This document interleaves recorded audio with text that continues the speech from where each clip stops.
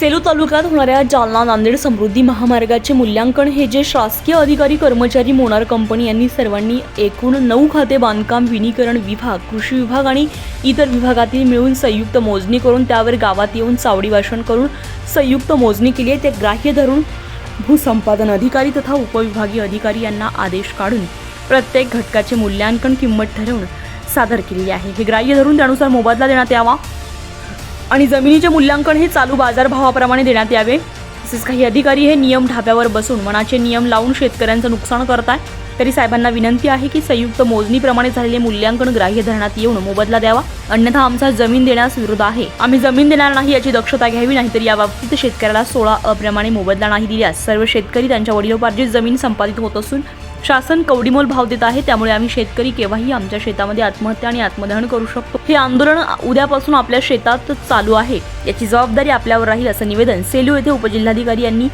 सेलूतील शेतकरी आणि शेतकरी संघटनेच्या मार्फत देण्यात आलाय आणि त्यांनी सरकारचा निषेध करत घोषणाबाजी करत जोडे मारो आंदोलन देखील करण्यात आले। यावेळी सर्व शेतकरी बांधव उपस्थित होते।